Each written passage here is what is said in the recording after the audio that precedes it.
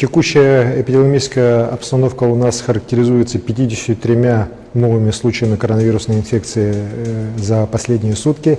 Из них 39 – это город Якутск, 4 случая в Ленском районе, по 3 случая в Мегино-Кангаласском и Верхнеуфлюйском районах. Есть единичные случаи уже в Верхоянском, Чурапчинском и других районах. Мы видим, что по Якутску сохраняется достаточно стабильная обстановка вот уже на срок уже более почти месяца, от 35 до 45 где-то заболевших в среднем. Вот. По республике, к сожалению, мы видим, что все-таки болезнь, она в основном завозная через Якутск, из Якутска, она распространяется в том числе уже в малые населенные пункты.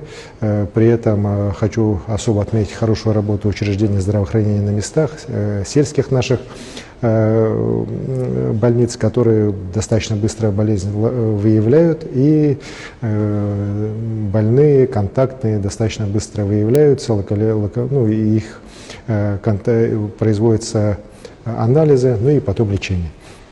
Сейчас на территории республики 1200 с лишним человек проходит лечение, из них примерно 50% в условиях стационаров и 50% амбулаторно. Хочу особо отметить, что уже вторую неделю у нас те больные, которые лечатся амбулаторно, по назначению врача получают бесплатное лекарство. Эта услуга сейчас пользуется достаточно большой популярностью, и, конечно же, людям, которые амбулаторно получили назначение, обязательно нужно весь курс до конца проходить для того, чтобы болезнь как можно более быстрее ушла и не оставила серьезных последствий.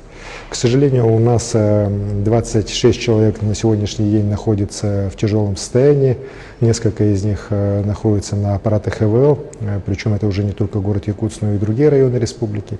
И здесь надо понимать, что, конечно же, мы в ответе в первую очередь за здоровье лиц пожилого возраста и лиц с хроническими заболеваниями. Поэтому просьба, конечно, их максимально оберегать от излишних контактов, от посещения общественных мест. Сегодня на заседании оперативного штаба мы рассмотрели ряд вопросов, связанных с подготовкой к новому учебному году. И до конца недели будет проведено совещание здесь, в городе Якутске, в администрации города Якутска с участием руководства Роспотребнадзора, для того, чтобы определить уже механизмы к нормальному запуску начала учебного года здесь, в городе Якутске.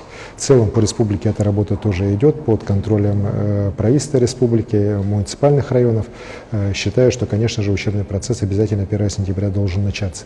Много вопросов поступает по плановой диспансеризации и по плановой госпитализации. Хочу сказать, что в связи с тем, что по городу Якутску мы наблюдаем достаточно стабильную картину по количеству заболевших и по уменьшению людей, находящихся в стационарах, скорее всего, если ситуация не будет ухудшаться, то уже со следующей недели вот эти плановые уже госпитализации, плановые осмотры уже по согласованному графику в учреждениях здравоохранения в городе Якутске мы тоже начнем запускать. Сегодня плановая диспансеризация, осмотры уже в 22 районах республики без всяких ограничений уже идут. Поэтому в целом, еще раз хочу подчеркнуть, что ситуация находится под контролем, она стабильна.